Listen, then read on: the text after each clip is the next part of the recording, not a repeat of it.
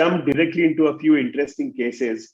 I will try to speak a little fast in order to cover more. So a 38-year-old housewife just wanted a second opinion because she had been advised surgery elsewhere. 2020 N6 in both eyes, anterior chamber completely normal, intraocular pressure 16 and 18, open angles, and on maximal therapy with 4 glaucoma medications. This was from an age where you didn't have the other drugs. And this is what the disc looks like. The right eye disc on the red-free and the colored image, the left eye disc similarly on the red-free and colored image, and we can quite easily see that the discs are healthy. The visual field is normal. The corneal thickness is good, quite normal within the normal range near the 520 micron cutoff. The OCT is also normal. So what has happened? Why has the patient been advised to do surgery? Diving into the records that the patient had, we saw a succession of high intraocular pressure recordings. Even the recording just the week prior to the visit with us, the intraocular pressure was recorded as 27 millimeters of mercury in both eyes.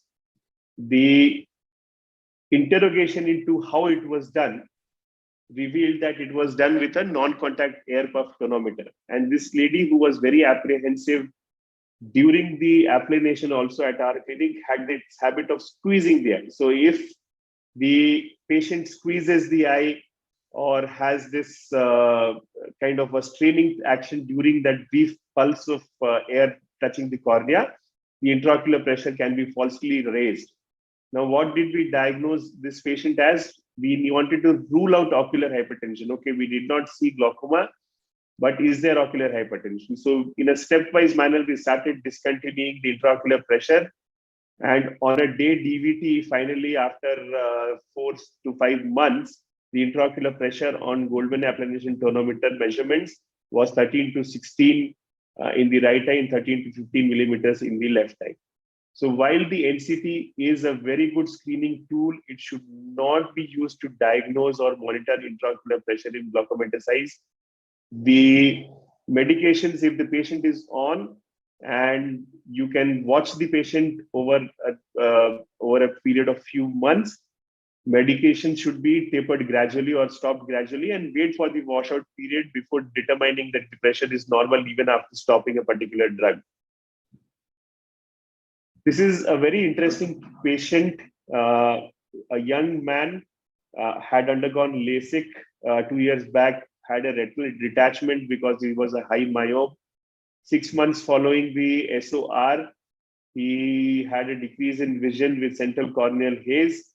The intraocular pressure measurements were 2 millimeters of mercury. The intraocular pressure in the left eye remained low through a period of many months, but the disc started showing glaucomatous damage.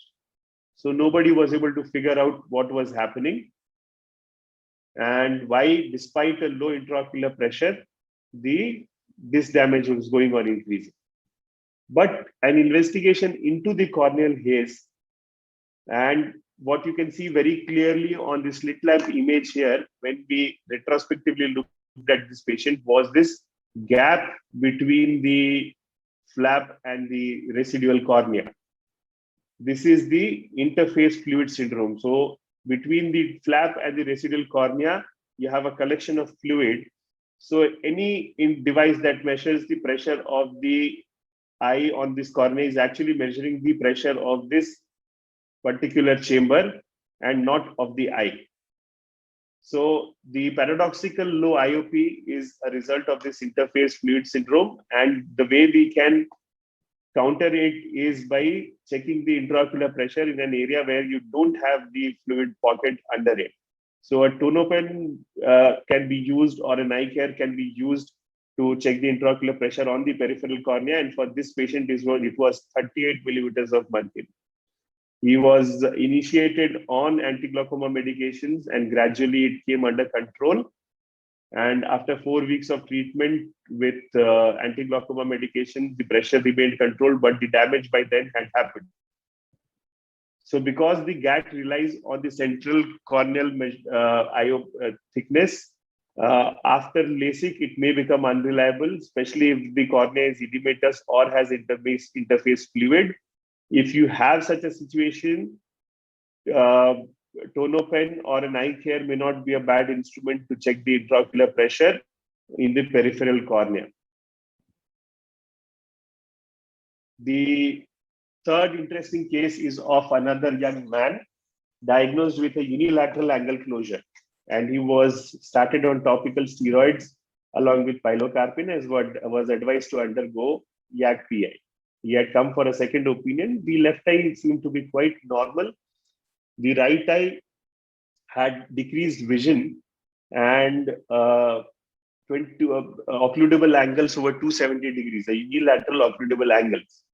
The central and the peripheral anterior chamber were both quite shallow, as you can see in these slit lamp images. And in that situation, should we be going and doing a YAG-PI or not? We ordered a UBM and B scan because we saw something on the fundus undilated and did look something of a run of a mill kind of a thing. So the fact that the situation was unilateral and the fundus macula didn't look normal, we ordered a UBM and B scan. And what we can see is, apart from angle closure, which is visible in many quadrants, we can also see a uveal effusion here. And on the B scan, we can see a broad area of choroidal detachment and the sclera to be thickened. The disc was healthy, but what you can see is ILM folds at the macula with a large choroidal elevation inferotemporally. What is the diagnosis? This is posterior scleritis causing choroidal effusion, the ciliary body detachment due to the uveal effusion going so much anteriorly and causing a shallow anterior chamber centrally and peripherally. So he was treated by our uvea specialist. Investigations were performed, and instead of a PI and pilocarpine, what this patient needed was cycloplegic.